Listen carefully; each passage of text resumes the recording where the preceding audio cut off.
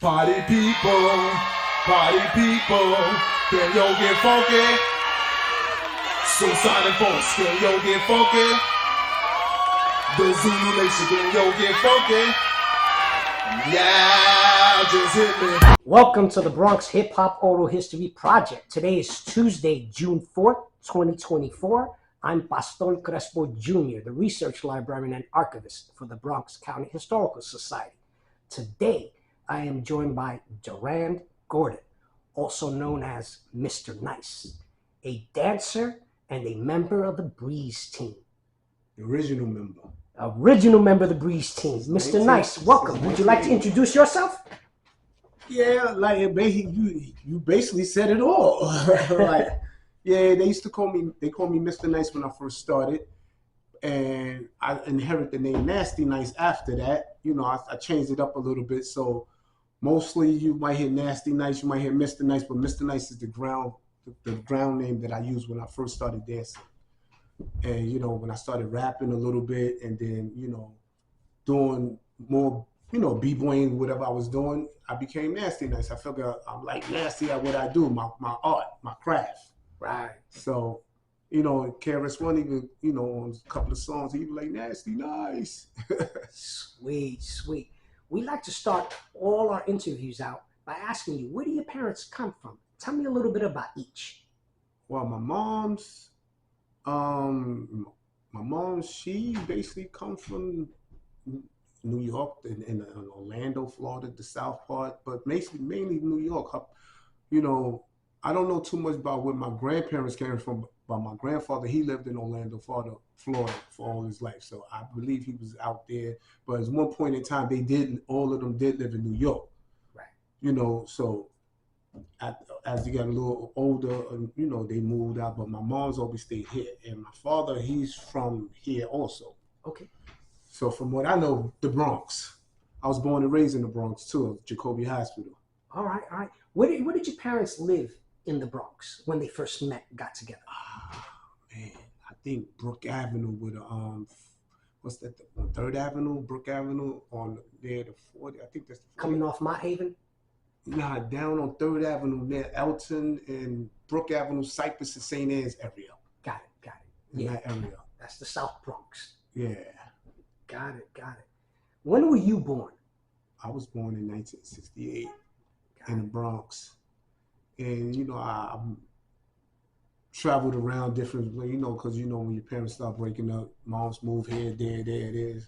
But most of our moves was in the Bronx and in Harlem. Got it. You got any brothers and sisters? Yeah, I have 2 brothers and 2 sisters, but I only have 1 sister now. My older sister passed away back in 2014 of cancer. My condolences. What neighborhood did you grow up in the Bronx? Where you from? I grew up in a lot of neighborhoods. I grew up on 141 as a little kid, around 7, 8, probably a little younger than that. I grew up on 140th and St. Anne's. 140th and St. Anne's, and building was, I think it was 141. I don't remember the building then. I moved around, you know, but I grew up in the Bronx.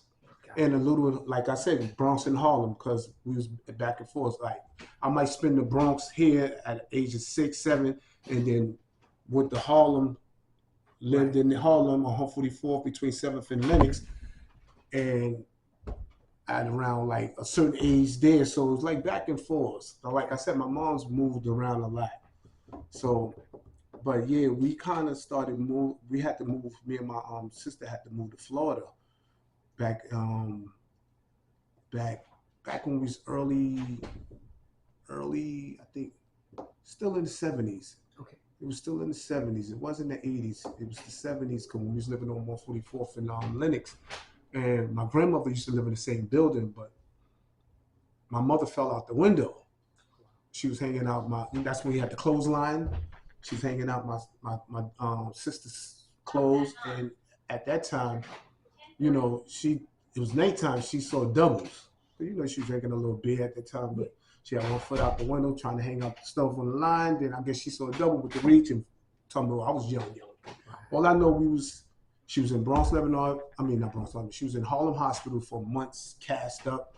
And then my grandfather came and took us down south to Orlando, Florida for a while until she got better, and then we moved back up. Got it. Pops was around, but Pops, you know, he was just everywhere too, doing his thing. All right. But he always stayed in my life, though. Was he? Awesome. He's still in my life. Good, cool. What kind of meals did you enjoy at home? What were some of your favorite meals that your mom made for you? Or grandpa? Oh, no. Back in the days when moms cooked, it was fried chicken. I mean, because, you know, a lot of the food seemed like it's different from the back in the days food. So it was basically fried chicken, hamburgers and french fries. That was the thing back then. Mm-hmm. So it wasn't too many. I mean, as a kid, you eat whatever. Right. You know, you just eat whatever. So Got it. not too much favorite food like that. What kind of music did your parents listen to at home, you know, that influenced your early, you know, life? All right. Barry White. My mom used to listen to a lot of Barry White.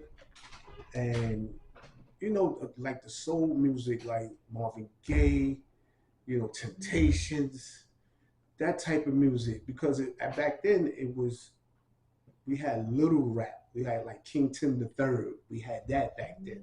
Right. And I remember as I got like 11 years old, was living on 903 Summit Avenue in the Bronx.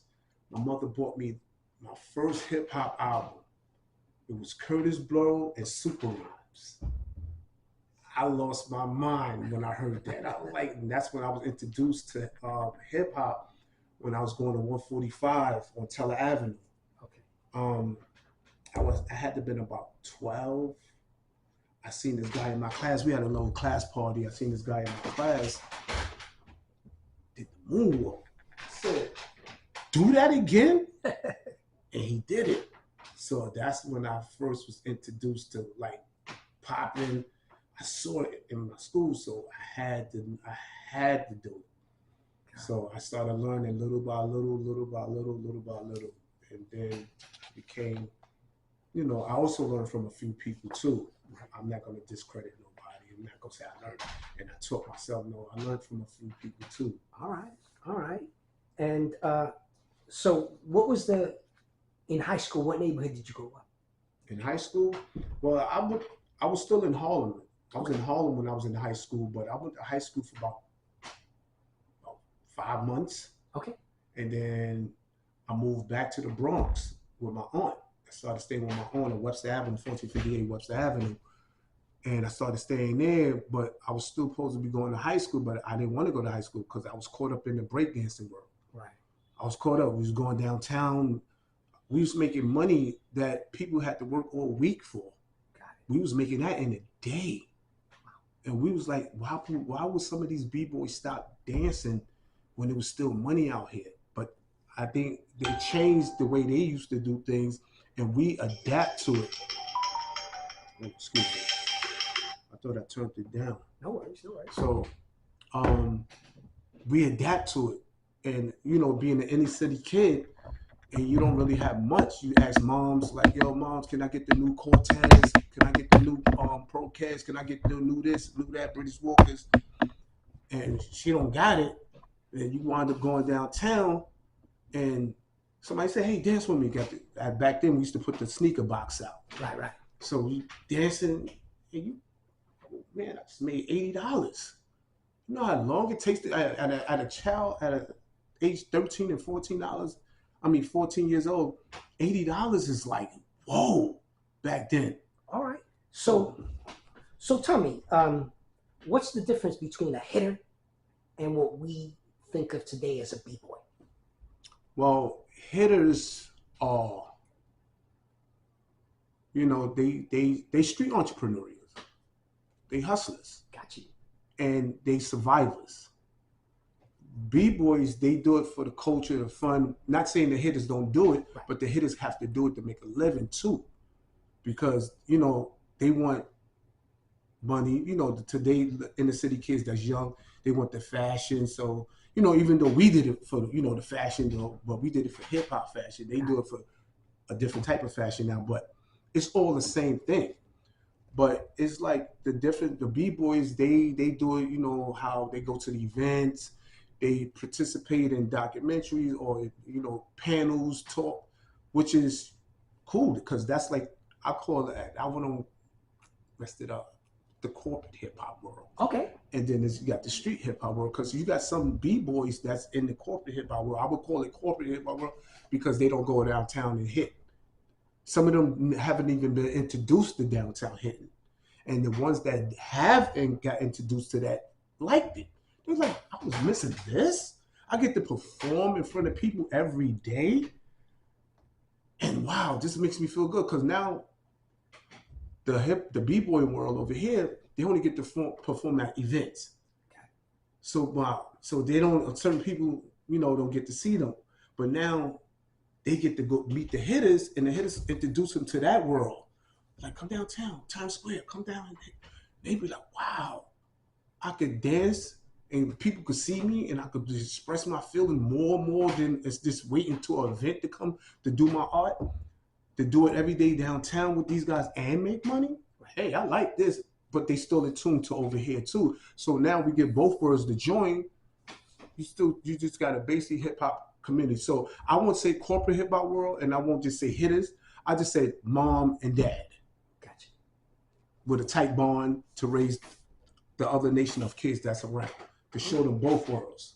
Got it. Who were your earliest mentors in breaking? Ooh, you mean breaking or popping? All right. Was popping one of the first dances? I learned both at the same time. All right. Yeah, let me get your mentor in popping. Let me go to the breakers first. Okay. Breakers, when I first started learning how to break, you know, my breaking at 100%, my breaking was probably down to like 50%. I wasn't all that good in breaking. I had windmills, swipes, little freezes, hang glides at that time. So my breaking, my you know, some of the good breakers that I liked the Easy Rock from Rocksteady. Okay.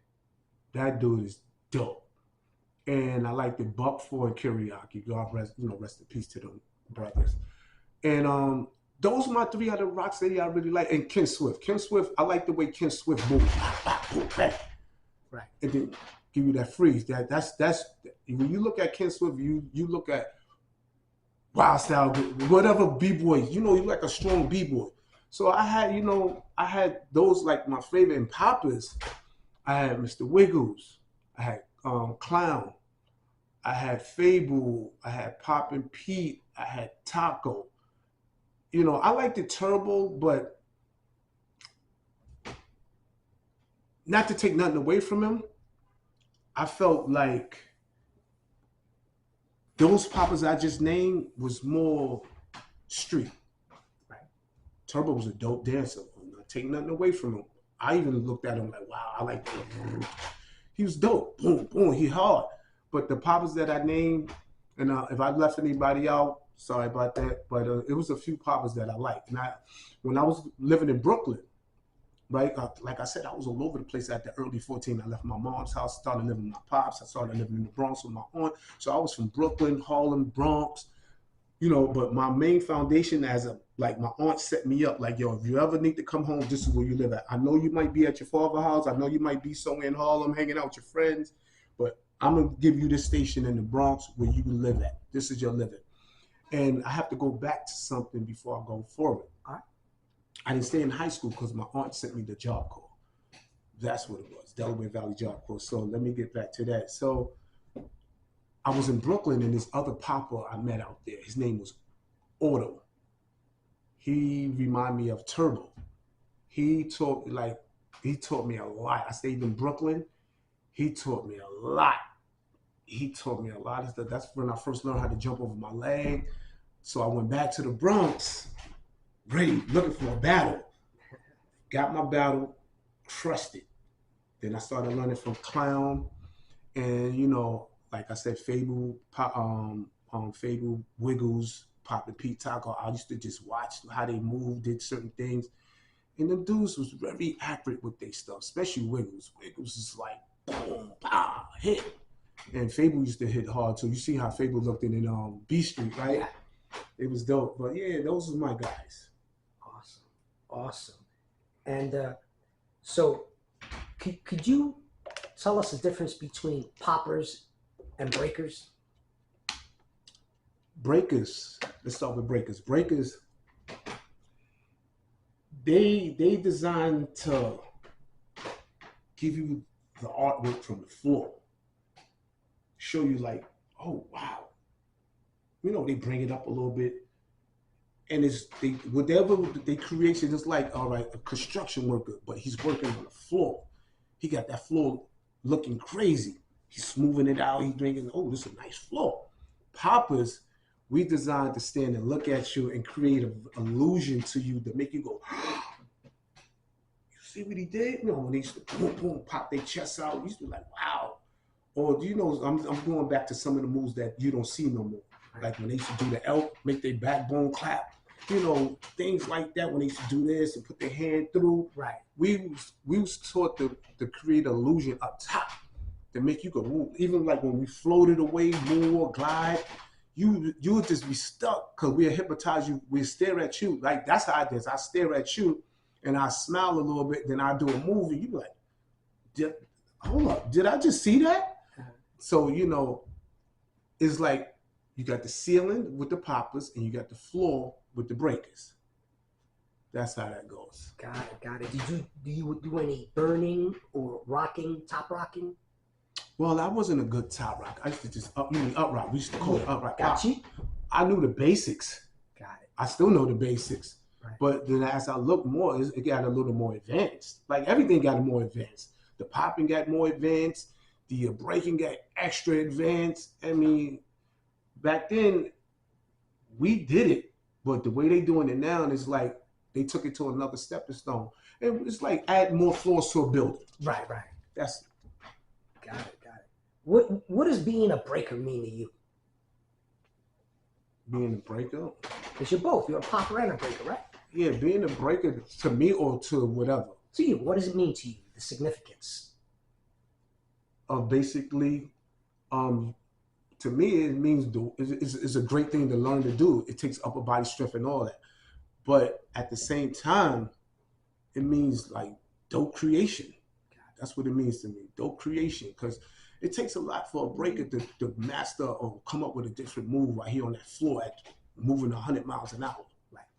Like he got to already know. That's like when you type in inch. Remember those typewriters? Or when you go, that's like if you jogging. You got to know when to, create something. Right, right. So, who were the first breaking crews that came to your knowledge that you first experienced? Well, from what I first experienced, I knew the first breaking crew I ever knew of outside of, way before I was Breeze Team. I always knew about Rocksteady and New York City Breakers and Dynamic Breakers, Dynamic Rockers, and you had another couple of local crews that I probably can't remember offhand, but the main ones you always heard about mostly was New York City Breakers, Rocksteady, Dynamic Breakers, Dynamic Rockers. Those the ones that was always into the limelight with the movies, commercials, or whatever it came to. And, they basically set the tone in my eyes. Right? People might have different opinions. But, if those guys wasn't out in movies and their name wasn't being mentioned a lot, you wouldn't be like, who, you wouldn't have took interest. But then those the names you heard. I don't care who get mad, or who disagree, but those the names that was always out. Rocksteady, New York City Breakers, Dynamic Rockers, Dynamic Breakers. So you see when you watch B Street, who you see, right.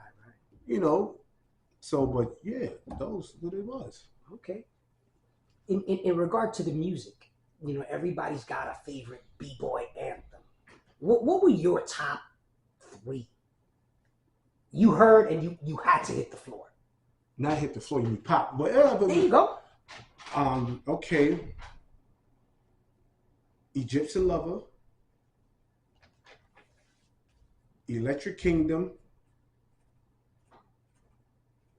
and what's that song?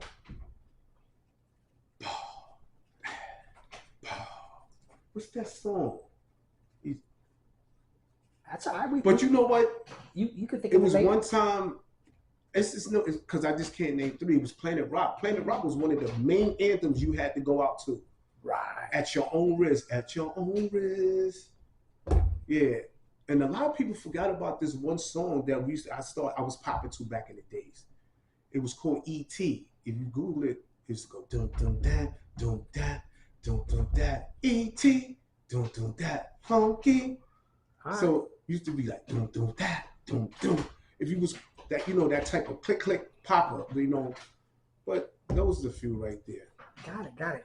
When was the first time you got down with or you heard of the Breeze Team?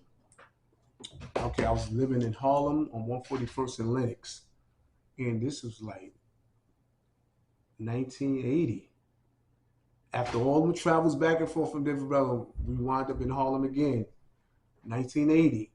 I was going to junior high school, IS-10, Frederick Douglass, and I was already dope. Like I said, I was living in Bronx, Brooklyn, but I also was staying in Harlem.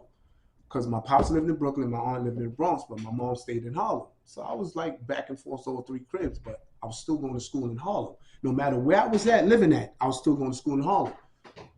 So I was in IS-10 in 1980. And I was dope, but I seen the people, I was brand new in that school, and J-Day was in that school. All right.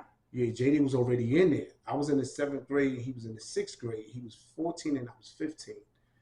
And he was in there. He used to run with a couple of guys that was breaking and a couple of guys that was MCing. They had their little clique, and I didn't know them though. I was in the 7th grade with JD's brother. I didn't know that was JD's brother. JD's brother used to be, his name was Pop, but now we called him, as he started dancing, because he used to be into karate. He started dancing, we started calling him Side Glide, because his favorite Side Glide. But making a long story short on that, me and him got into a little situation. The teacher told me to pass something out. I said, here you go, Henry. His name was Henry. I said, here you go, Henry. He said, you don't know me well enough to call me Henry. Like, I'm just passing you your paper. You don't know me well enough to call me Henry. I said, okay, Getty. That's his last name. He said, you don't know me well enough to call me Getty. So I was like, all right, man, whatever. He said, oh, you want some static with me? Like, yo, I don't even know you. Yo, just chill. Relax yourself. All right, I'm telling my brother. So I'm thinking, like, he gonna go get his brother. I'm new in that school. I'm like, oh, man, he gonna get his brother. So I'm gonna get my little brother. I said, little brother. I was like, oh, how little can he be? He's in the junior high school. So make a long story short, I was like, you know what? At this point in time, I don't care. So he goes out the classroom. The bell rings. We go out the classroom. I see a bunch of guys coming down the hallway like a movie. I see a bunch of guys coming down the hallway. They rapping, they laughing, giggling. They doing little break stuff in the hallway. I'm looking. He said, oh, look at my brother right there. Yeah, now you're going to get it. So I'm like, so he goes up to his brother, then he point. So they come up to me, JD and his whole crew, they come up to me. He said, yo, he saw how I was dressed. He said, yo, my brother said you bothering him. I said, I ain't bothering you, bro. I passed him a paper and he talking about, I called him by his name. He said, I don't know him well enough to call him by his name. I don't know him well enough to call him by his last name. He said, yo, don't pay my brother no mind. He said, you dance? I said, yeah, I pop and I break a little bit. He said, word, that's what we doing over here. So me and Jay, they clicked right away. 5 minutes of talking, we clicked. His brother looking like, yo, what are you doing? Like, so now we rolling in the hallways, we breaking. They see how pop. They were like, "Oh, this dude is crazy." It was J-Day, Dow, Mike. We call him D Fox now, Dow, and Dessa, Prince Dessa. It was like 4 or 5 of them, and so I got down with the clique. Next, J-Day was like, "Yo, I got you down with a crew?" I was like, "Yeah, I'm down with a crew out of Brooklyn. It's called Supreme Floor Rockers." So, because I had the little bees back in the days. Right. He said, with some bees, I said, this is my breaking crew. This is 1980 still. I said, this is my breaking crew in Brooklyn, because the dude that taught me, I got down with them. So, and I was in Brooklyn a lot. So I was like, I'm down with Supreme Floor Rockers. He said, oh, well, you want to get down with my crew, the Breeze Team? So I was like, yeah. So he said, come to my block. He showed me where to come. Oh, I thought somebody was there. He told me to come, excuse me. So I went over there to his block, 147th and Bradhurst. I got introduced to everybody. They saw I danced. I got down with them after that. And the rest is history. Got it. And that's nice. I like you threw the original members of the Breeze team out there. Yeah. The original Breeze team members is Terry, Ice, Lockatron, me, J-Day, Eddie Ed, Flip, Booba, rest in peace. Flip, Booba, rest in peace. And after little years went by, then became J-Day Brother Sideline. Got it.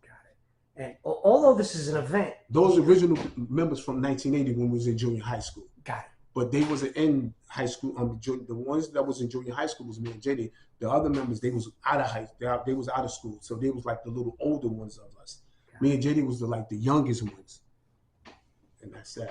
All right. Did you the 1981 Lincoln Center battle? Did you guys show up? Were you there? Did you part of the audience participate? Nah. Not that we didn't want to or didn't know. I didn't know about it. Got point blank. Period. I didn't know about easy it. enough. I saw it after a while. Like, yo, that's what they was having downtown. And like I said, go back to Rocksteady. Rocksteady was a part of that. So they was in the world. They was in the world. They were in that loop. Yeah, they was in that loop where they made the people, like the corporate people who do commercials, movies, they made them want to look at break dances. Like, oh, I like that. So now when you did your craft or your art, you had these people looking at you now. Right. Because you know why? The Lincoln Center opened up something big for B-boying back then because Rocksteady was there. Right. Because look at where they was at. The Lincoln Center. You know where that at. Yeah. You know how many people watch that? You even see articles and clips. They look like they had the white, what's the Dr. Seuss on? But right. Yeah, but the corporate world, the marketing people, the people with the big funded money, they saw breaking as wow. And these guys performing at Lincoln Center opened up the eyes to the corporate people looking at breakdancers like, yo, we want to hire them.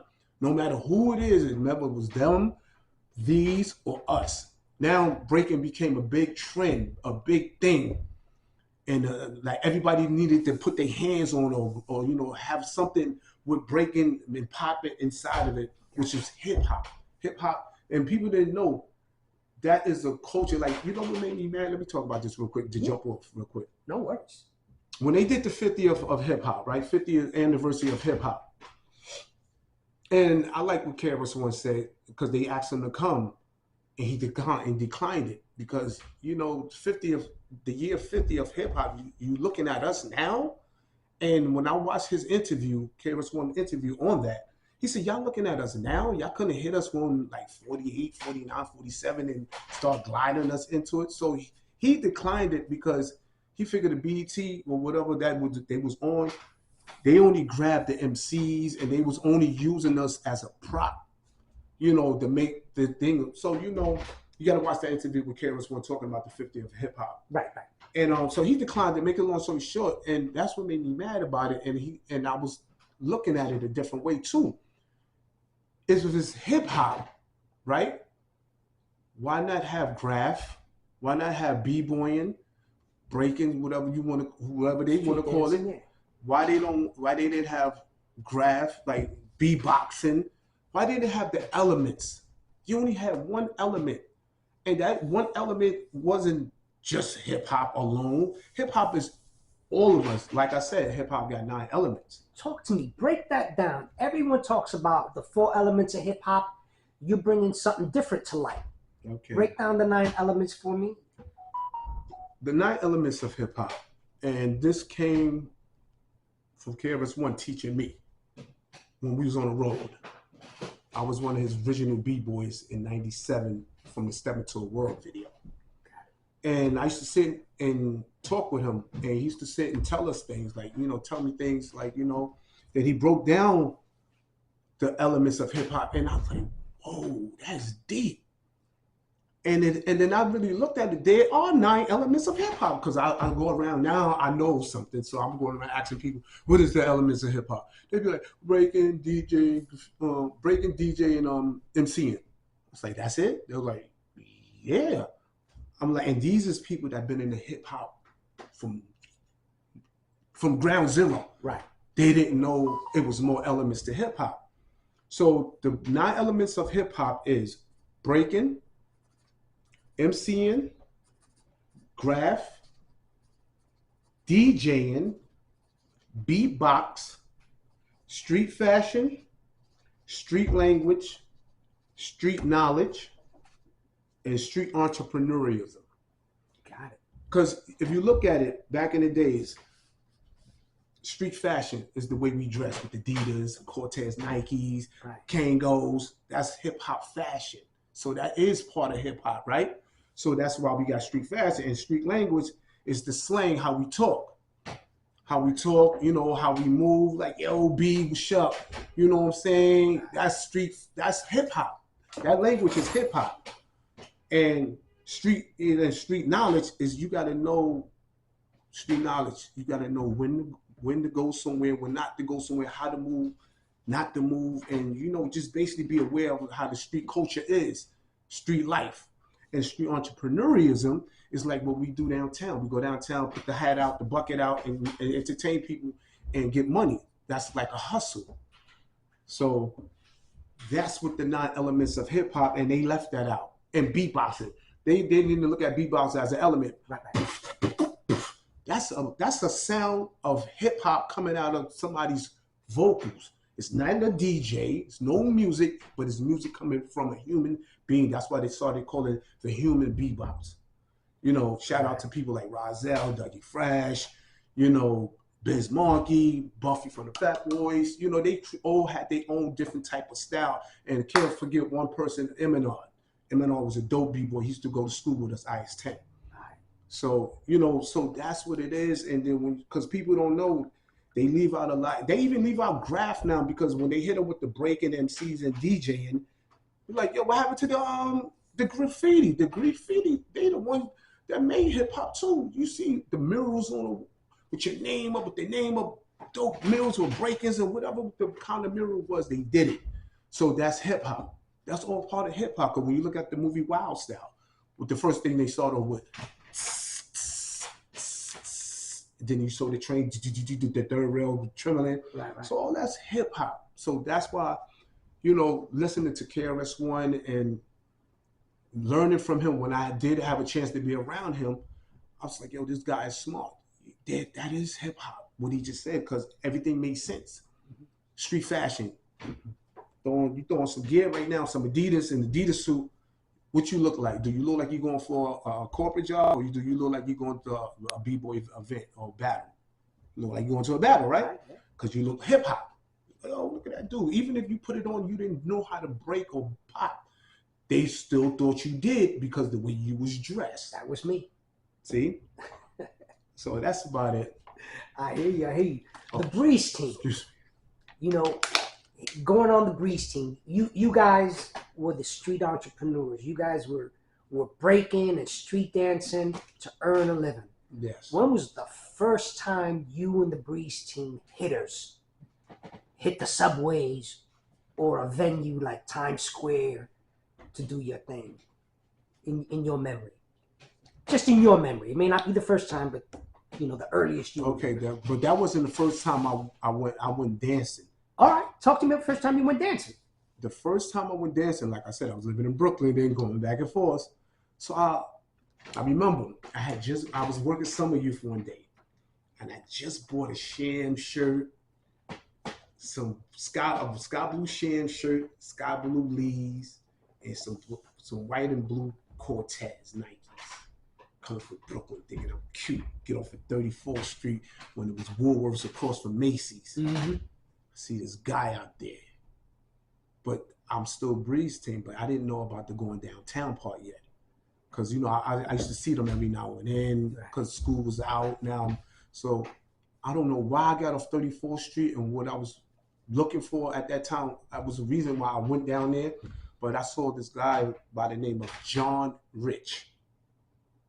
And I was watching him dance. He said, yo, you dance? You know, I got to talk to him. He said, you dance? I said, yeah, I dance. Pop. He said, well, you want to make some money with me? And I said, yeah. I said, but I got on my clean clothes. He said, don't worry about that. You're going to make some money. You could probably buy you another pair of sneakers. Just don't go too hard or whatever. So I was like, all right. Got on the line with John Rich, started dancing. That's when I was introduced to the street, like downtown. Then when I went uptown, yeah, then that's when Jay was like, yeah, we be going downtown, but we have, you know, I don't think they haven't been in a minute. So I didn't know, but I know I made my hitting when I first hit, it was with John Rich. I don't know why I went downtown. I could be wrong. I could have been going down there to meet with somebody on Times Square area, but I just got off 34th Street. But I know I made money with John Rich that day. That day, I can't not remember that. And then, but I was with the Breeze team hitting after that because at that time, when I was still JD's partner, but I didn't know about downtown. So when I did, you know, finally get up with JD, like I said, I was in my own world. I was Brooklyn, Bronx, Harlem. I was just moving around. So I was, you know, getting money from my father, a little money. But then when I danced with John, I was like, oh, snap. Then I told JD, I'm like, yo, you make money downtown? He's like, yeah, we can go. But at that time, the original Breeze team, JD was the youngest. And I was there, but I wasn't there all the time. So when I started coming around more and staying with me and JD started creating routines and being partners. Now we didn't have to worry about the older members. They was moving how they was moving. So now me and JD moving how we move. So we did go downtown with Lockatrons to play the drum. So we start, you know, the uniforms. Now we got our original crew. We doing our thing. So I'm with them. Then after a while, most of the original people, they started, you know, fading off, doing whatever they did. And me and JD were stuck like this with each other. But we was the dynamic duo because we had routines. So we took ourselves and said, we the Breeze team. Because the original members, Lockatron was still involved, but he used to play drums sometimes for Flow Committee. He was just doing his own thing. He wasn't really tuned into what his original crew was doing no more. You know, he would be with us, but sometimes he would be more with the Flow Committee, which was John Rich crew. And, you know, at that time, you know, Wayne Blizz, Poe Doug, Rob Peter Doug. So, you know, he was back and forth some Breeze scene and this. So me and Jay used to get mad, like, yo, now go with them. We going over. So we bought a radio. We started dancing on our own. And then, you know, the zone chapters came into play because Zone had his crew called Total Destruction Kid. They used to wear neon. It was his brother, this guy named Jason, and one other kid named Jimmy, but his name was Mr. Nyce. You want that story? Yeah, please, let me know. So me and JD was living in the Martinique Hotel around that time because his family was, you know, Bradhurst was gone. The building, you know, went down, so they moved him, his moms and them, into the Hotel Martinique, downtown on 32nd Street. So me and JD used to go back and forth there, you know, because we still go to his old block, you know, because it's, you know, the building was still open, but it wasn't like that when we still going there, hang out and stuff. So making a long story short, me and JD was dancing by herself. I used to have my sweatshirt on since Mr. Nyce. So here we is dancing. Zone used to always see us though, but never said nothing. So me and JD used to dance by ourselves, getting money. So one day we was dancing and Zone and his crew walked up. Nice looking uniform, black pants, sneakers, black sneakers with the neon laces. They looked in neon out. They was nice. It was, like I said, it was Zone, his brother Tron, Jason, called him out. And it was this dude named Mr. Nyce, Jimmy. Jimmy was Spanish, wanted to do all this, you know, intimidating moves, make you. So he's like, yo, that guy got my name on his shirt. Talking about me, Mr. Nyce. He said, nah, he can't be having that name. So Zone's like, Jimmy, leave that guy alone. I seen them dances before. They gritty. They don't want to stay clean when they dance. They want to get down. Boom, boom. That's how I was. I used to get down. Clean. Let me get down. My mood speaks for my appearance. But I wasn't dirty with like, oh no, I wasn't afraid to hit the floor and get dirty. If I needed to do a move, you know, some people, I can't go all the way down because I would dirty my pants up. I was that type. Boom, go down, get up, boom, boom. So he said, Zone. Zone was like, leave him alone, Jimmy. So he's like, nah. So they created a big thing on 34th Street by Macy's, right there. Zone was like, Jimmy, leave him alone. So he's like, nah, I'm gonna battle him. He got my name. So he was like, yo, whoever wins, got to take their shirt off or to take the letters off their shirt. So mine was like Mr. Nyce, big letters. You remember the letters used to iron on? Yeah, had the lightning bolts. Nice joint. Breeze team on the back. So he would have took my shirt and cut it up and burnt it or whatever he wanted to do with it. His shirt, I was like, yo, just peel your letters off since it was just neon letters. You could just peel off. So Zone was like, yo, leave him alone. Leave him alone. Don't battle him, Jimmy. Don't battle him. So I'm scared because I didn't really like wanted to battle. I was like, oh my God, this plan is doing. He hitting, looking like Taco or whatever you want. But that's before breaking. But I'm just saying he was looking like a LA Popper. Like he was intimidated. So I was like, I'm scared to battle this dude. So Jay was like, yo, man, cook that nigga. Excuse my French. Just like, cook him. I already knew I could cook him in my mind, but you know, like you going into something, you scared. But then I said, okay, so Zone's like, all right, you want to battle him? Set the crowd form. Zone did that. Referees like, yo, we have Mr. Nyce on this side, telling the audience this on 34th Street. We have Mr. Nyce on this side, and we have Mr. Nyce on this side. But it can't be two Mr. Nyces, so one of them, whoever loses, have to take their shirt off or peel their letters off, whatever the case may be. They would no longer be Mr. Nyce no more. So the crowd was like, yo, he said, the crowd is going to judge it. He said, we need you guys to judge it. We had a big ass fucking crowd on 34th Street. I was so glad the cops didn't come break it up. Right. Because I'm like, you know what, I got to do what I got to do. I see the crowd now. The crowd got me hyped. I like the lights. I like the glam. I like people staring. And plus, I used to like to dance with females. Females watching me. Oh shit, I'm going off. All right. So there you got this guy. So Zone, the music came on. Boom. So Zone say, all right, toss up. You going first. Jimmy went first. Tore Jimmy ass up. Tore him up. He had to peel his letters off. No more Mr. Nyce. I think I sent him out of retirement too, because he didn't dance no more after that. Zone got down with us, me and JD. Zone and his brother and Jason, they got down with me and JD after that. And Jimmy just went clear out. I don't know where he went. He was hurt by that. But he said, I told Jimmy don't battle you. He said, I told him. I was going to let him walk off with his name. You can have the name. I don't care. I'm Mr. Nyce over here. He didn't want that. He wanted to pressure me. So I had to do what I had to do. All right. Now, hitters, you hit in the subway, the 34th Street station. A lot of people don't know there's a lot of room, you know what I'm saying, above the tracks when you're transferring from one side to the other. So you got your own dance floor out there. But if I wanted to see the Breeze team in the early 80s, what line would I go to? First of all, you want to see the Breeze team in the early 80s, you wouldn't win in the subway. Okay, where would we go? Unless we had a new chapter that was added to me and JD's list. Like, let me, before I get into that, like, as years progressed, we started adding different members to the group to join us, different members.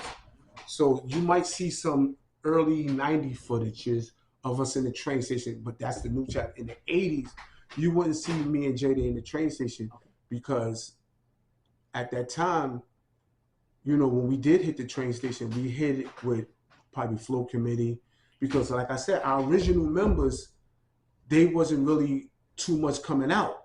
They was doing their own thing. And like I said, it was just basically when it's time to dance, it was just me and JD. So we would team up with different people.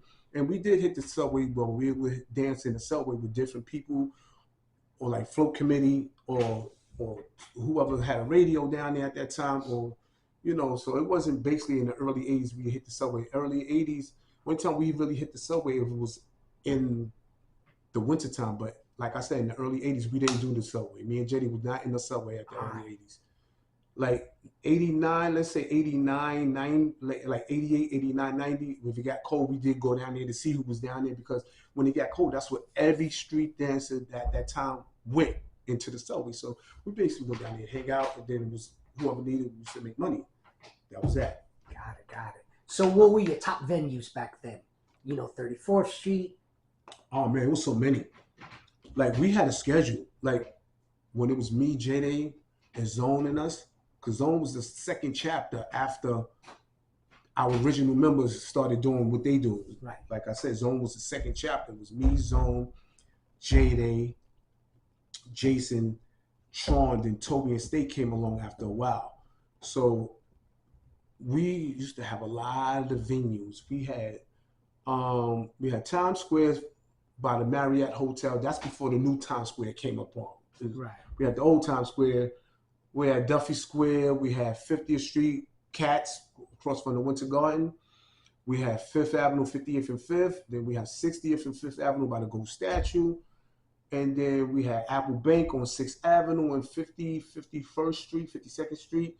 And then we had South Street Seaport. We even have 65th Street across from Lincoln Center area. That, we used to move around so much. Move around, so we had different venues. And the best ones I used to like in the morning time, 5th Avenue, 58th and 5th. You get down there around 11 o'clock, 12 o'clock, you killed them. Then we used to do some of the festivals, the 9th Avenue Festival, 3rd Avenue Festival, whatever festivals occurred, we used to hit them, boom, boom. We used to make, like I said, we used to make some good money. We made rent money, people rent money. Right. Yeah, so. Now, going out, you're on the streets, in Manhattan, going to your venues, earning your living. Any crews ever walk up and say, yo, when you were out there, did you get into any battles with any crews out there? Y'all just did your thing and earned your living? Nah, most likely we just did our thing on our living, because the only ones we probably battled is the ones that were still hitting on the streets. Got it. Like Flow Committee, then you had different people making their own groups up that was in the mix of the old school though. You might say, like, this member of the Flow Committee might go over here and create his own group now. Right. So, we had different, wasn't too many groups out, but we had our shared group where everybody knew each other. It was like a hidden family. Right. But it was just sectioning off, like Breeze Team, Flow Committee, this one, that one, maybe this one. So, you had different people trying to, but they came out of crews, not my crew, but they came out of Flow Committee or different crews, or people being introduced downtown started making their own little crews up. Right. You ever remember any choreography, any routines, that stick in your mind and go, wow, me and Jay, they really pulled it off with that routine, We learned a lot, man. Like I said, when we was in the Martinique Hotel, we learned a lot, coming out, meeting different B-boys. But we started practicing, we used to do the human helicopter. And I forgot what member, the original member who used to do it from Dynamic. Break down the human helicopter so everybody knows. What's that? You pick a person up, pick the guy up, you put him on your head, and you spin, and you release. Got it. And you release your hands, and they're still twirling like a helicopter, but he's up on your head with with nothing to hold on to. Sweet. So we learned that, and we used to destroy people because Dynamic didn't do it no more. Right. They didn't do it no more. So we was shown that basically from one of them, I forgot what number it was, and we was shown that, and we started doing it. And then I remember a lot of people don't know the midget, you put the shirt over the legs. We was in a Martinique hotel with these two little African guys. A lot of people don't know this. They think I'm bugging. Two little African guys. They was living in the hotel too. They was about to go back to their country. Their father couldn't take, because the Martinique hotel used to be a hotel for, low income, people that got burnt out or building winning bandits. So they used to put them in there through welfare, and you was there, you was stationed there with your own room and stuff. It wasn't like a shelter. But you had your own room, key, going, bathroom, everything. It was like a hotel, but you had your own room. Right. So we was living in there. So it was these two African little guys. They probably probably 3-4 years younger than me and JD. They said, we about to go back to our country. Y'all want to use this move? Because they knew we danced. Right, right. They got down and did the midget. Me and JD looked, we was like, yo, it was funny. It was like, yo. So they showed us that. And we started doing it. So as the years went, right, I made up a new midget. I made up a whole totally new midget. Same midget, but it's a little different way. And a lot of people say, oh, y'all bit the midget from this people. Y'all bit the midget from that people. If you really want to get technically, the midget really came from the Little Rascals. Nobody knows that. All right. The midget came from, I think it was Alfalfa, and no, it wasn't Alfalfa. It was probably the Buckwheat and Spanky. No, not Spanky. Spanky too big. Right. But it was one of the, I think the two little ones, Buckwheat and that little one, they left out. One of them did the midget. They had some show and they did the midget. So a lot of people don't know, if you're going to get technically, we didn't bite from this person. We didn't bite. We bit from Little Rascals because that's where it really came from, the midget. And then you watch a lot of these videos with these black people dancing, flipping and all. You'll see a lot of breaking moves that people's doing that came from the 1800s, the early 1900s. Right. You'd be like, yo, they ain't doing that move. That move was out then.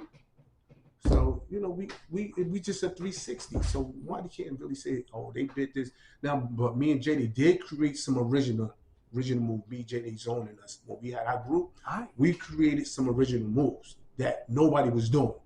We created this pyramid called the All the Way. We call it the All the Way. We had that lock in on the sides, one go up and flip off. Boom. We created that, and we created a few other moves that nobody was doing. So that was that. Gotcha. Wow, that sounds awesome. A little bit, right? I don't know. This is great.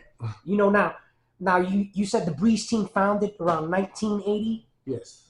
And you guys are still active dancers. You guys just didn't keep the name alive. Mm-hmm. You guys kept the crew alive. We kept the crew through different people. Got it. But me and JD was always the ones that made the crews up, like not make them up, but like join us. Right, right. They wanted to join us. So we had we always the two foundation ones.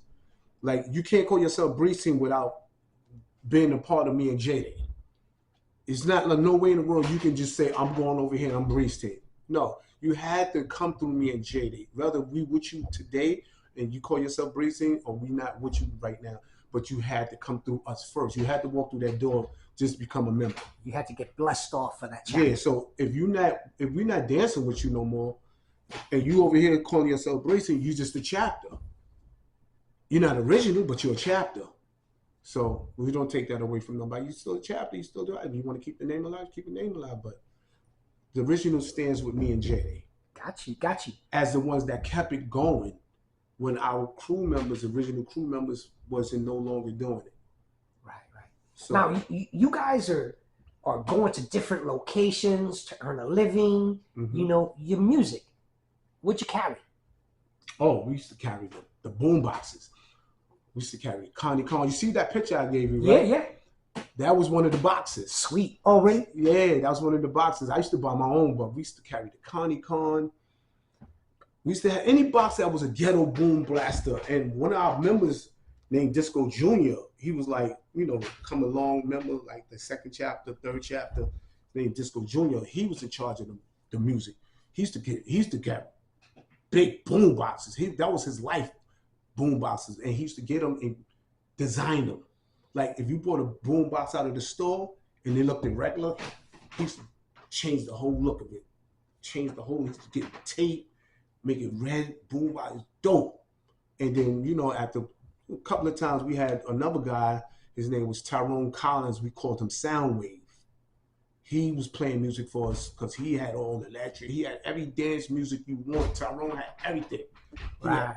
To today, he still got all this music. He'll play it for you. He's like, nice, remember this? I'll go downtown sometimes to visit or just check in because, I work. So he was like, nice, remember this?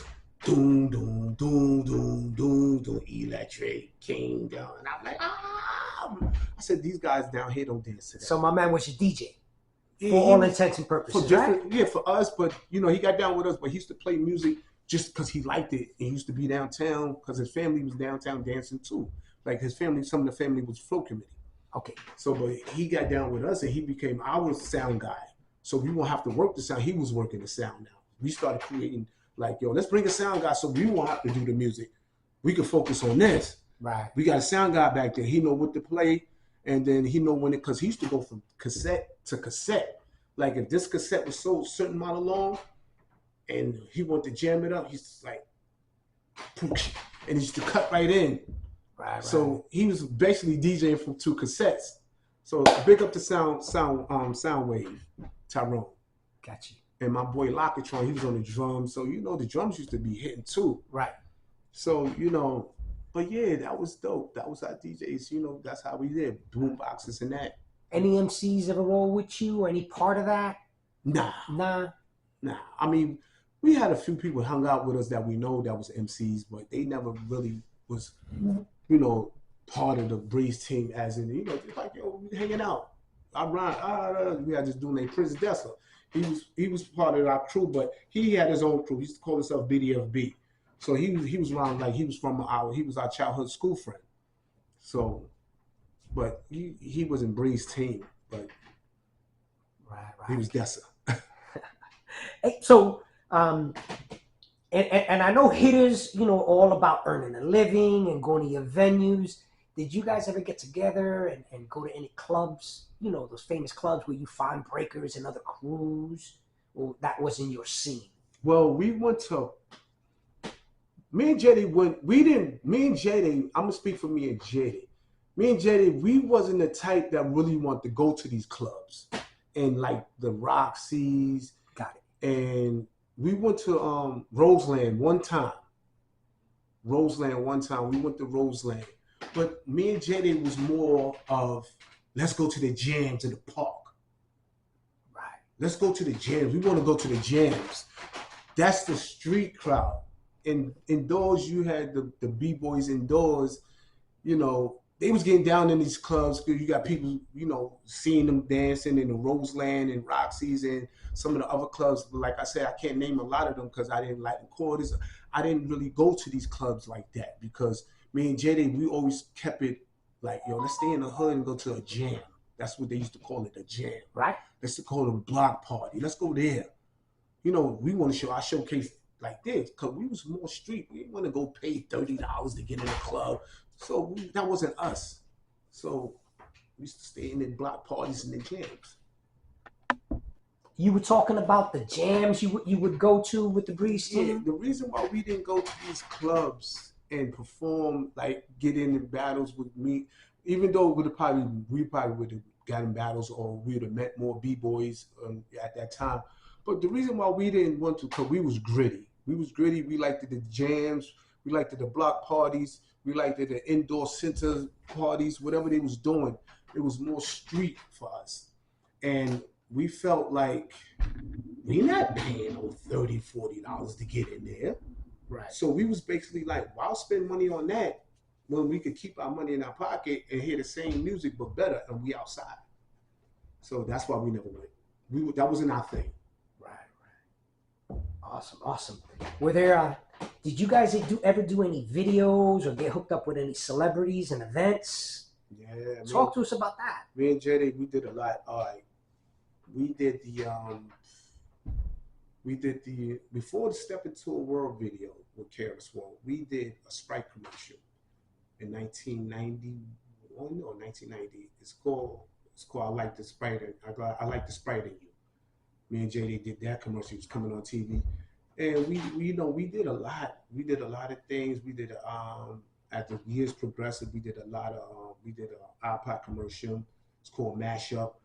And I'm just going to different topics. And but me and JD used to do a lot of shows by ourselves. Before we let people into our world, we used to do a 2-man show by ourselves. And we used to get shows booked. We used to get booked. We went to, you know, we used to add people on and we had a show. We used to like, yo, you want to come dance with us over here? We doing the show. So we went to Vermont, did shows in Vermont. And we did the iPod commercial. We did the Sprite commercial. Sprite commercial was the early '90s. But we did a lot of shows. We did Band Majestic, me zoning us, Band Majestic. It was called Warrior Ant. It was sponsored by LL Cool J. I was in a movie called Rooftops. It was produced by Robert Wise. This was back in '89. And I had a little small part. It was Kadeen.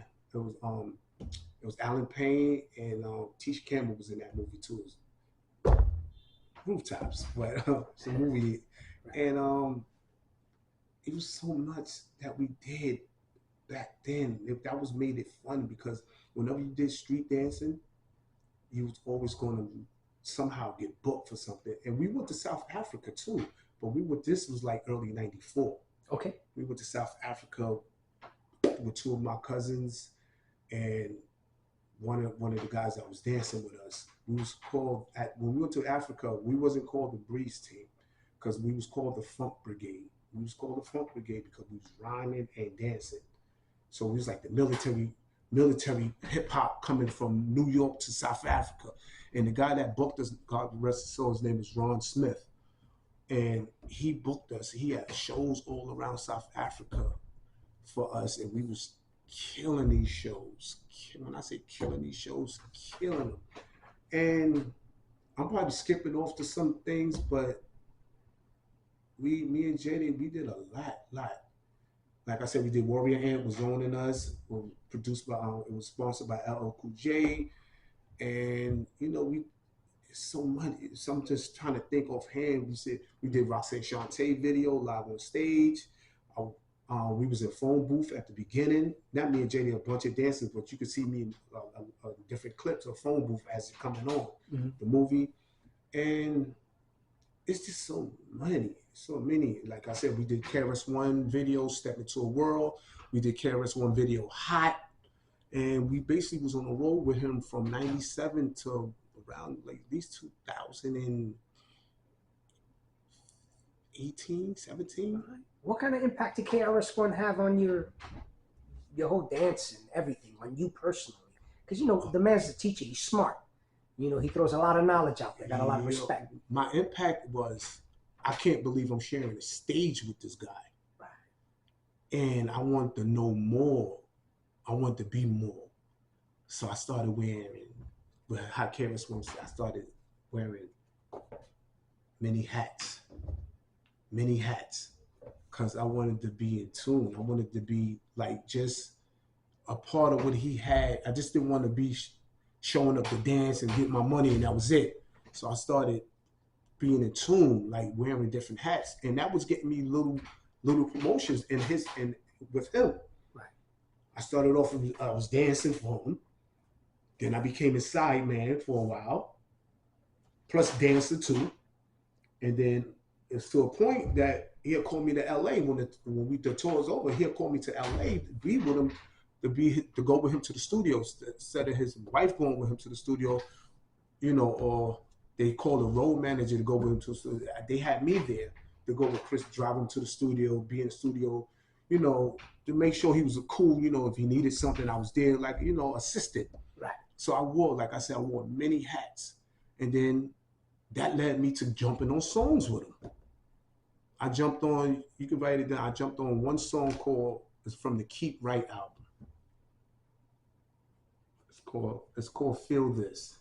It's from the Keep Right album. The song is called Feel This. Got it. And the Sneak Attack album, I did the song called Hush. I did the chorus. And then it was another song on the Sneak Attack album. I forgot. If you listen to the Sneak Attack album, you could hear it. Because me and him was talking about something. He said, I don't see my character reflected on, it's called Why. Uh-huh. Me and him was talking about something before the song came. It was called Why from the Sneak Attack album. And like I said, he mentioned us in the Sneak Attack album. He mentioned our crew, Breeze Team. You just heard that? Yeah, definitely. It's called Crush Them. That's the name of the song. And then he mentioned our crew name again in the 5 Barrels of Death. The 5 Barrels of Death, yo. He said, KRS One coming through with the Breeze Team. And no, that's Crush Them. He said, Breeze Team, Kenny and Will and them, KRS One be killing them. Right. So that's from the 5 Barrels.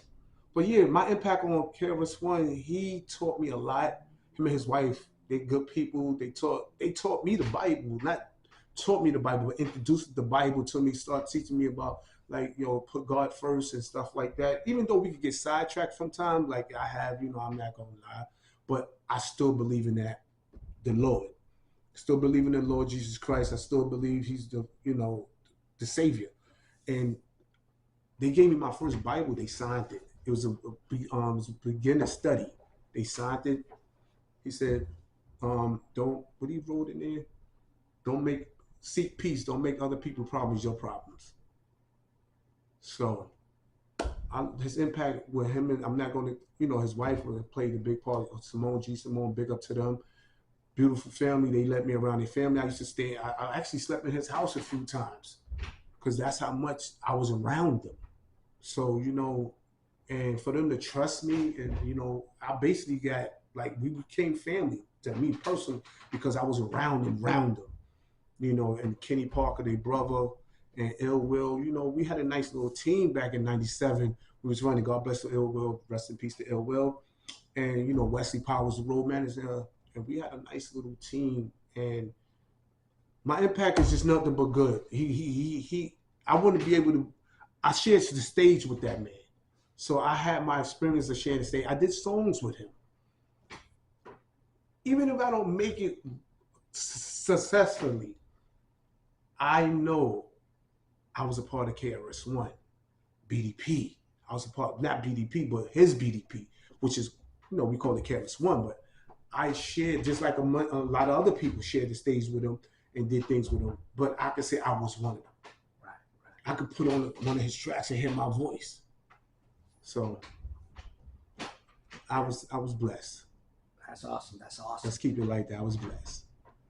Now, when the Breeze team goes out and does their thing and earns their money, it's called hitting. Mm-hmm. Are you still hitting today? Not really. Okay. Nah, I'm not even gonna lie. Not really. I want to, but today's hitters, they took the fun out of it. All right. I come from an era. I want to dance. I want to put on a show. The new hitters, they come from an era. They just want the money. Right. They want to do this much dancing. It's more of a hustle now. It's street entrepreneurialism, but it's more like, yo, y'all need to do a little more dancing. In my eyes, you need to do a little more dancing. Right. Because, you hear people, I just walked up. Oh, what are they doing? Because I come from the era, we dancing, boom, boom, boom. We still entertaining the people also while we passing the bucket. Now, the new generation, they make a little more money because they made it to where a point they stopped the show. And that's when the street entrepreneurs, the hustle coming. They hustle, they're getting that money. I don't take nothing away from them. But I come from an era, I gotta dance. I can't do one solo and then wait. Then now y'all talking to the crowd for about 30 minutes. I can't do that. Jay's still out there. He's still keeping it alive, which I respect. But the new generation, that's their department now, but they not doing it how we did it. We did it. We got calls for casting. We got calls for shows. We got calls for advertisement. It was like more of a yo, that was our hustle. Let's go out there and entertain these people, make them want to book us for something. That's how we hustle. We didn't go out there and say, I don't care if I don't get booked for nothing. As long as I get that money, I'm good. That's how it looks to me. But we, have the uniforms on. Look at that guy. He look important. We're going to rock this show. So, let's give it to them. Right. So at the end of the day, when the show is over, can I talk to you guys? We used to always get that. Show is over. Can I talk to you guys? Like, yeah, I'd like to have you guys come entertain at a wedding. How much do you guys charge? Can we exchange numbers? Can we talk price? Sometimes we'll talk price right there. Or then we'll make calls, it's weddings, bar mitzvahs, whatever they needed us for. It was dope to know that they watched us and wanted us. When they just got finished, back in the day, people used to say, I just watched 3 crews down the block. I ran into y'all. y'all make me want to book y'all. It's like, what's up? Like, yeah, I need you guys. I need you guys. I want you guys to come do a show on my yacht. I'm having a big party. I see these crews down there, but they didn't have what y'all have. You know why they didn't have what they had? Because we was always the zone said, yo, make sure y'all keep your uniforms clean. Let's do this. We had routines. This was the zone era. Right. This one we was red and black.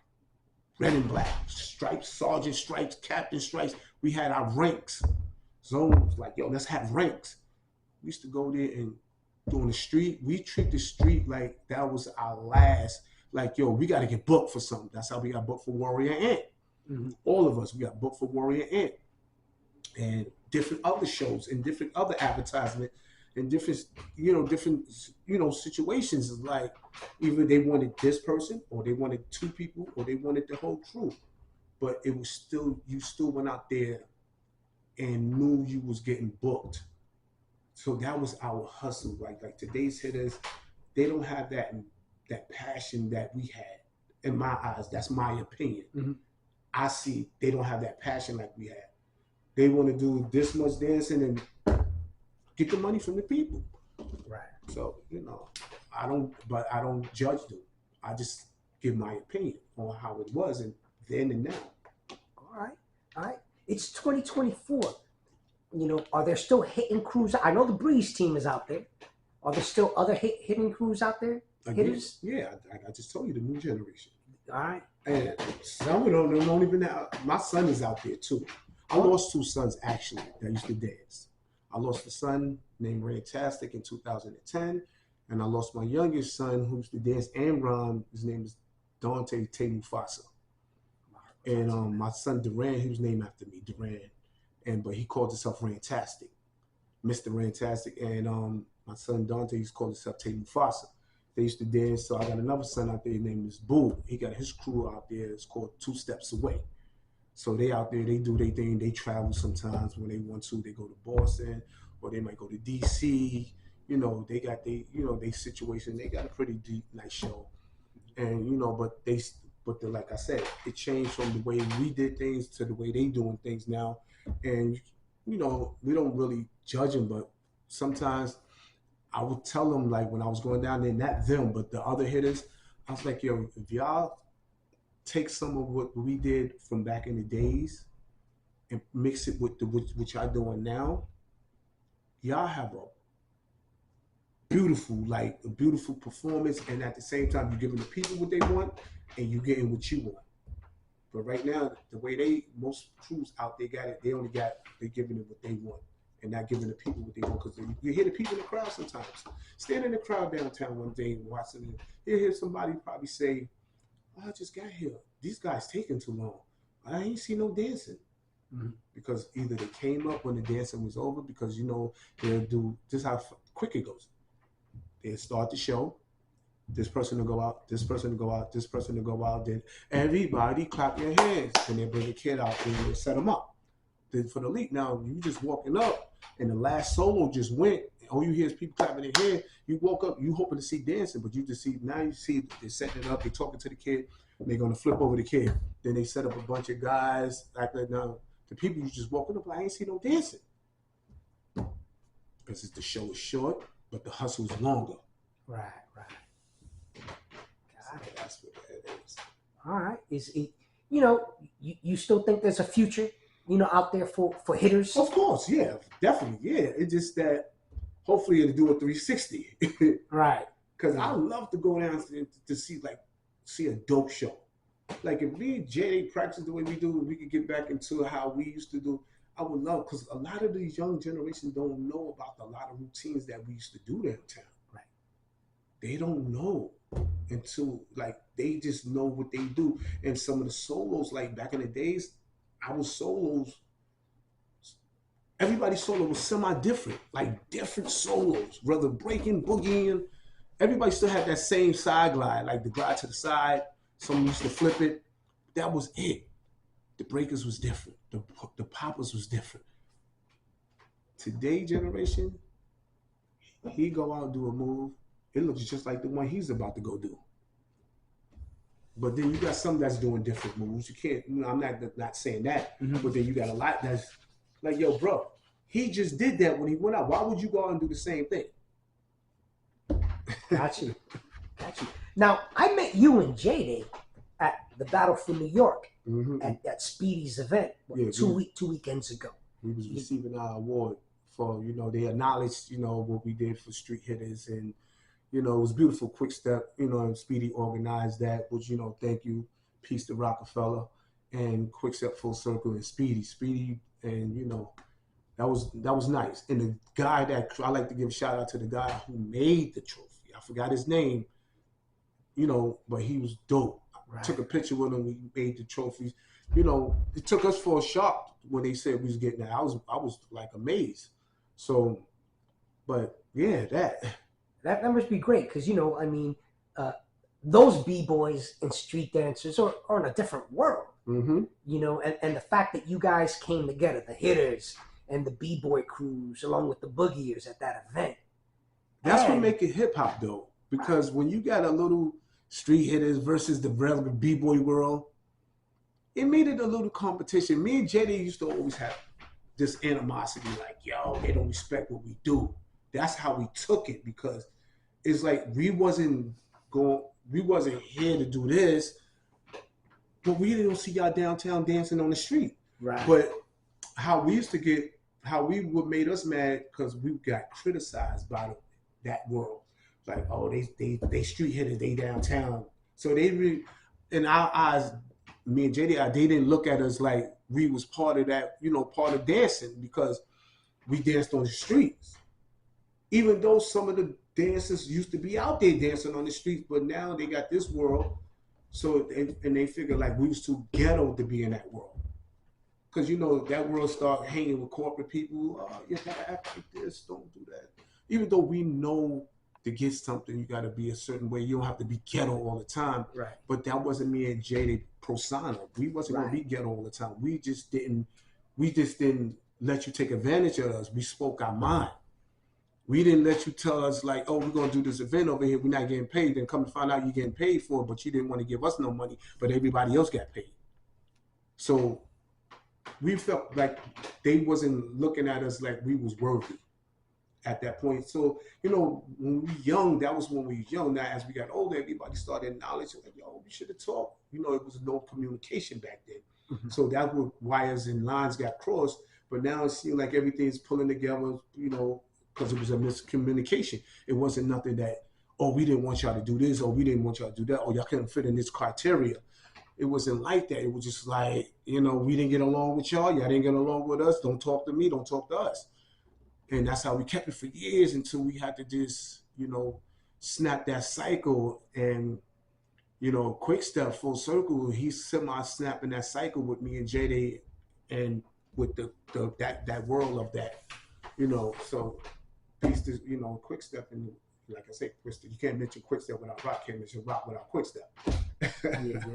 Yeah. So they good peoples, man. We all, starting to fix the foundation. And we know, like you said, when I talked to you, you probably don't remember. You thought I wasn't listening because I was like, my eyes was everywhere. I'm observing. But you say, yo, it's not that many of us left, and the ones that's not here, they don't get to tell a story. So let's get the ones who's still here to get to tell a story.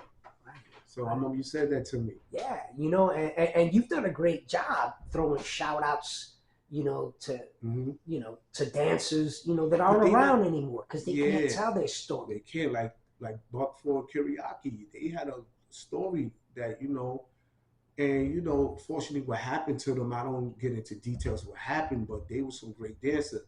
And Easy Rock's still around, but he's a dope dude. Easy Rock, I think he's out of Cali now, but he's a dope dude, man. That dude is dope. He don't even probably know I was a fan of his. Right.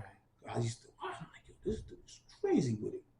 But anybody I look at as I got older now, and I did back in the days, like, I look at them like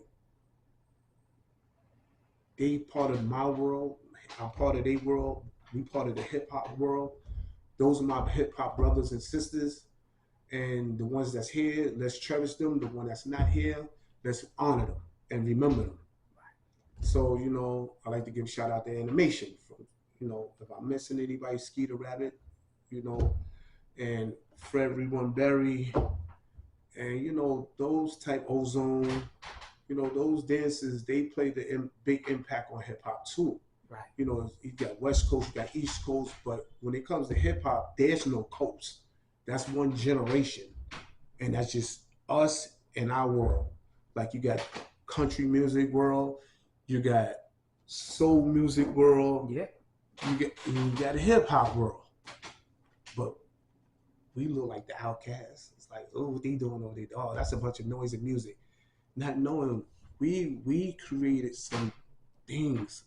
And like the graph writers, they can make a mural, they can make a plain wall look like, you could, and people that might say, oh, what is he doing? Why is he painting on the wall? Come back 2-3 hours later, like, wow. See, don't judge a book by its cover. Right. Now you wilding it, but you just 2 hours ago you was just like, oh, what is he doing? So but that modern world is starting to understand what hip hop's about because you got more white people. Now do this, you got more white people like, hip hop, oh word. Because you know why? Their kids started liking what we was doing. Your kids like it. Why you don't like it? Yeah. Now they gotta like it. You know why? Because half of the world is hip hop. Matter of fact, the whole world is hip hop. So you gotta like it now. Yeah. I remember the only thing I liked it back in the days that New York BBoys and street hitters, they don't get what today's hitters get. Uh-huh. We dance on the street. We got booked to go overseas to dance because the breakers overseas, they didn't do it like that back then. They didn't really do it. They figured, New York is the foundation. Oh, they were still learning. So when we got booked to go overseas to China, Japan to dance, that means they wasn't really doing it. Now, today's dancers, they don't get booked to go overseas to do that. You know why? Right. Today's hitters on the street, they don't get booked to go overseas to dance. You know why? Because you got Red Bull and you got all these overseas people killing it. Yeah. So why would I take this when I got this over there already? Right. So let me hire this that's already in the country instead of coming to get this that's not going to be better than this. Yeah. I'm not saying they're not better, but come on now, let's call a spade a spade. Right. You see them dudes from all types of countries, France, Germany, China, Japan. Them dudes is crazy with it. And I like to shout out Storm too. All right, Storm used to street dance with us. Did you talk to us about your experience with Storm and where's Storm from? So that people that don't know. I'm not too sure. Don't quote me on that. I think Storm was from France, Germany. That's right, Germany. Matter of fact, Germany, because I remember we said we used to talk with him, and he used to like, I want to learn how to talk German. Yeah, Storm is from Germany. Right. Storm is from Germany. So, but yeah, Storm came out, him and his boy, I forgot his boy name, but they came out. Storm used to come to the Bronx. Storm hung out with us. When Storm came, he used to hit with the Breeze team. And Storm is the dude, man. Storm got guts, he got heart. And he was a dope dude, though. I just like when he head spin and put the light in that. What year did Storm come down here around about? Storm came down like in he came in one time he came like late 80s, early 90s. Back then, it was like late 80s going into the early 90s, like 91, 90s, 92. So Storm was around. Right. Storm came and he spent a lot of time with the street dancers. Not only just us, but he spent a lot of time with different street dancers. That's why when Storm comes out and the originals see him like, oh, Storm out here. Storm's a dope dude, yo. That's my guy. And I appreciate you throwing a shout out to those, to those dancers out overseas. I like to give shout out to B-Boy K-Mel also. He came under Float Committee, Breeze Team, Boogie Brats, and I'm probably forgetting a couple of people, but K-Mel, he became Michael Jordan of B-Boy in that one time, or till today he called himself that, but, he's dope dude. He came under us as a youngster. He paid his way he paid his dues, paid his way, came out, did his thing, made a big impact on the b-boy world. And still to today, he got a big impact on the b-boy world. So shout out to b-boy K-Mel, because you got to get his story too, because he's definitely got some stuff to talk about. For sure. And if I could get in touch with him, I'll try to plug him in with you. But yeah, shout out to b-boy K-Mel. And he's into the Bible and God hard. And, that's my guy. You got to put God first, like he said, like everybody said. But shout out to Storm, b-boy K-Mel. And dope dude. Yeah. I was this past weekend on Saturday, I was at the Dynamic Rock's 45th anniversary competition out in Brooklyn. And there was a crew. You're right. There was a crew from Britain.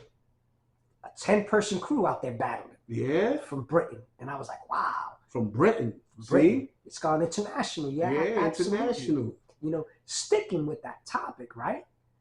Summer Olympics in Paris 2024. What's your opinion and your thoughts about breaking being an Olympic competitive dance sport? One word, dope. About time. That's more than one word, but yeah, it's like, this well deserved. It need to be, because them breakers that's breaking today, you pull up a Red Bull battle, you like, how the hell they make their body do all of that? That's different breaking from the 70s and 80s. But I mean by about time is because it's well deserved. It's Olympic sport. Them dudes is doing things that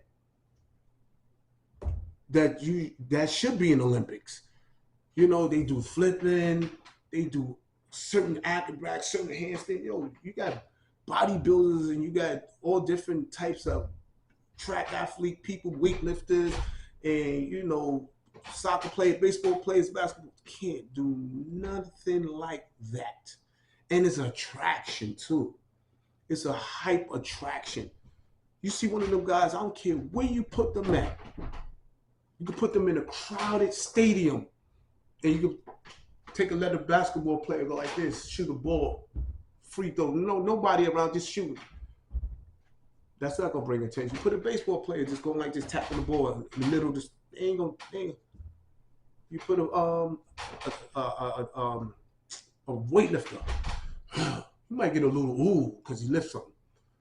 But you put a b-boy that's crazy nice in the middle of that circle, watch the crowd like, raw. Simple as attraction. It's dope. Can't beat that. It's a crowd pleaser. So Awesome. Is there anything I didn't ask you that you want to make sure that we get recorded? I mean, there's there's not really too much. I mean, I think we probably hit most of it. If it is some more, but like a lot of it, like it's a crew in Boston. We still work under me and Jay. They still call themselves the Brace Team. And I just like to give a shout out to them. Like, what's up? That's it. Nothing. I don't want to mention names, but there's the crew in Boston. They still call themselves the Brace Team that came under us. And just like to say, give them a shout out. Like, they still out there doing what they do, but in Boston. But the Brace Team is wherever me and Jay is at. That's it. You could read between the lines on that, right? Got you. And even if I'm not there, this Breeze Team is still where J-Day's at. Even if J-Day not there, but Breeze Team is gonna be where I'm at. Even though I'm not out there as much, or I'm not out there at all, but Breeze Team is always gonna be here. And I'm taking different approaches. I don't need to be a street hitter, or I don't need to be out there dancing. Let's take that back. I don't need to be out there hitting to be saying I'm still doing Breeze Team work. Like now, it's like coaches and players. Players become coaches, right? I coach now. Nice. So that's what it is. But this was a blessing, and I appreciate that. And I like to give shout out to a few people. I think it's KR3T, Violent. Yes. You know, they doing their thing. The dance company. Yeah, I went on their page. I like to give a shout out to El Nino, Lino, and all of them. Just a bunch of people, you know, that's still, you know, out there making it happen in both sides. The hitters, the street hitters, I like to give a shout out to all the street hitters that's still down there, because no matter what, they still make an attraction for people to say, oh, damn, the breakdance is still going. Right. So shout out to the street hitters out there, whoever's out there, no matter what, they still doing their thing. And that's part of the world I came from. So, you know, that because a person put on a shoe, that's because a person, let me see, that because a person put on their right shoe, their right foot sneaker first, doesn't mean they're not going to put the sneakers on right. We did it with our left. We put our left on first, then put the right. So you don't have to do things our way, but I'm glad they're still out there to make attraction and to show street hitters it still exists. Got it. So, you know. Now, I met you at an event. Mm-hmm. You know, you guys still go. You guys still rep the Breeze team. What events are you going to next? Right now, see, like I said, I'm working, so I don't get a chance to get out to the events like I used to, because, you know, unless something changed and I could quit my job and I could be part of the hip hop world and be, you know, make money at doing what I like to do and make money. But right now I got to do, but I haven't been to no events. I went to one event that Quickstep had. I went in my work car. Right. I needed to check this out. And it was a dope little event, you know. You got, you know, Quickstep makes the parties until the events into all cultures. Like, you know, not only b-boying, you know, he played a variety of music, you know, everybody's having fun. Right. So dance is dance. No matter whether it's b-boying or ballet, tap, you know, salsa, whatever, still dance, part of the hip hop world. So, you know, versatile. So, yeah, but I haven't been to no events, and besides that one that you just saw me at. Right. And, but I'm gonna try to start making a lot. It depends on if I can make it or not. Got it. And how has street dancing and hitting changed your life? Oh man, street dancing and hitting changed my life in a million ways. I fed myself and my family. Before I had family, I fed myself with that. Like I said, we was making a nice, decent amount of money. What they are making now, I think the dancers today, they making a little more money than what we made when we was out there hitting. But we had more options than what they have today. So, but dancing, it pays the bills, man. It pays the bills. It really stopped a lot of people from going to jail. It stopped a lot of inner city youth from robbing, stealing. You know, some did do that and went to jail, then came home and learned, like, yo, let me just dance. Some went to drugs, selling drugs, and found out, like, yo, I'm gonna go to jail, so I'm gonna feed my family, and I'm going to jail. So some of them went back to street hitting and found out, like, it was more safer this way. You know, at least I go home to my family, at least I make some money. So, you know, you got people that make money dancing, but at the same time, they want to dip and dab and to see what the other world's about. Come to find out, it's not like that. So, you know, some of them have the opportunity to go back. You know, it's like you live and you learn. Right. So, but it changed my life a lot. I bought a lot of things off of dancing. I used to have a lot of gold, 4-finger rings, gold teeth, gold chains. That was me. I wanted to hold the gold back then. But, you know, that was when you're young. Exactly. Yeah. Now, you grew up in Harlem, you lived in Brooklyn, Bronx. you lived in the Bronx. Usually, you know, I throw the Bronx thing out there, but I was more in the Bronx. Brooklyn was just because I needed to go leave my stuff at my pop's crib, and my mom's in Harlem, but my mom's was kind of strict then, so I didn't really want to stay with her because I got a taste of, you know, downtown making money, and I didn't want to stay in the house. My mom used to want to keep me in the house, you know, God bless her soul, but, you know, And then my aunt was giving me freedom. She's like, come stay over here. You know, you can welcome to stay. You know, I was staying with my cousin. Shout out to BBoy Ruff, which my cousin, I took him with me under the wing. You know, when he was young, you know, he always wanted, because he had 2 sisters, he was always in the house going through drama with his sisters. So I started telling my aunt, let me take my cousin with me. Yeah. So she started letting me take, so BBoy Ruff, which is my cousin, you know, Ruff B-Boy, he rhymes also. So, you know, I like to give shout out to him also. You know, that's my heart right there. Beautiful. And my boy Mike Walker. It's my boy Mike Walker. What's up, Mike? And the legend. The legend. Mike the Legend Walker. How about that? Nah, he's a number one. Yo, I knew Mike for years, over 30-something years. Mike was always a big fan of me. Like, yo, do that. Yo, get that. Yo, I know somebody that'll burn you. And I can appreciate your boy being boy. Here to support you, man. Yeah, nah, that's my dude, though. Cool. And I like to give a shout out to my son, Boo, his crew skills. You know, Shamgard, B-Boy Shamgard, that's my nephew. And, you know, and Jada's my dog, man. That's my road dog. We know each other for a long time. He's 54, I'm 55. We know each other since I was 15, he was 14. Right. And, you know, me and Jada got to talk because, you know, there's a lot of miscommunication, but we got things situated now.